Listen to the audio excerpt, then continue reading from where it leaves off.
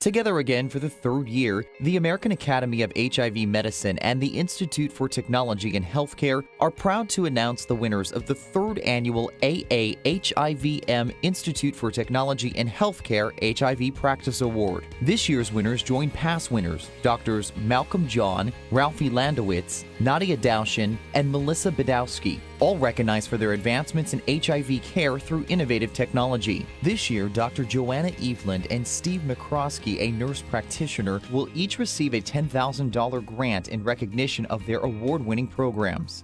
Dr. Eveland has been recognized for her use of Eye-to-Eye population health management software for HIV care. Eye-to-Eye stands for interface to interface. So this program talks to our electronic health record, to our practice management software, which has information about patient appointments and demographics, to our laboratory, so we have patient lab results, and we can also manually enter data. So we have an easily searchable database that lets us track our patients, again, at a population level in real time. Our patients really want to stay in care. They want to keep their HIV under good control, but they have a lot of competing priorities and challenges in their life.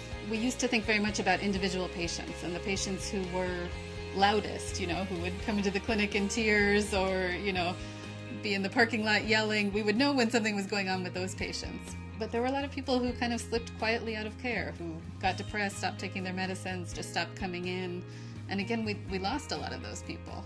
And now because we're tracking so much more frequently and with very good data, we're able to re-engage them and help them start treatment a lot more quickly. I think it's important to note that this technology doesn't substitute for that team-based care. It really is an enhancement to it.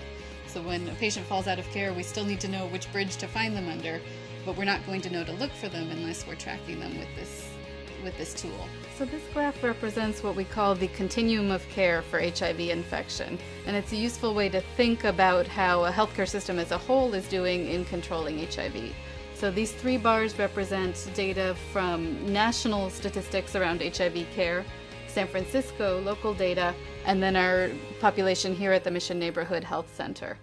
I think that we were doing great before, but we're doing outstanding now, and being recognized for that, I think, motivates everyone to keep working hard, and it reminds us that our work is important and valuable, and our clients see that too, because looking at the data, we're able to reach out to them on a more frequent basis, especially the people who may isolate themselves, who are dealing with other mental health issues. I think they feel special and they feel like we care about the care that they're receiving, and we recognize that they're not around. You can see that nationally, only about 40% of people living with HIV are seeing a doctor on a regular basis. So 60% are out of care. We do a little better here in San Francisco with about 57% of people as of 2009. That's likely improved a bit since then.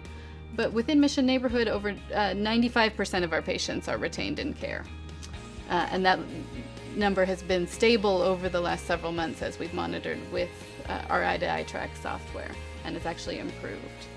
Mr. McCrosky has been recognized for his use of multiple telehealth technologies to improve and expand direct clinical care services in rural areas. Well, in my mind, telehealth is a lot of different things. Telehealth mostly is televideo conferencing, so a two-way synchronous or live connection between a patient and a healthcare provider.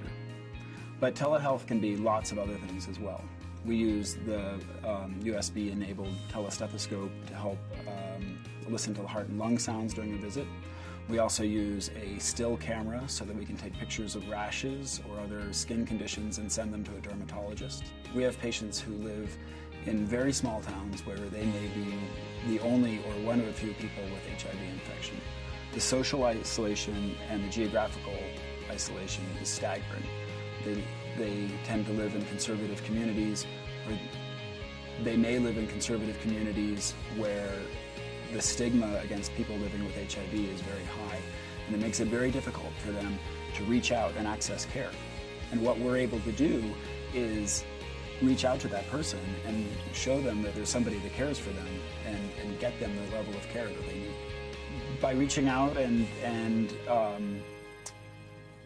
gaining more access to patients. We're able to get them into care more frequently. And in HIV, that's incredibly important. We need to have people engaged in care. We need to have them accessing care.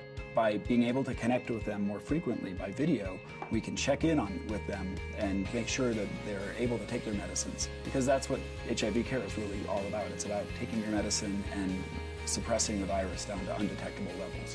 I think the American Academy of HIV Medicine is doing a great thing by offering the Technology Award, because it's bringing awareness to the need for increased use of technologies in HIV care, especially in rural areas, but also in urban areas as well.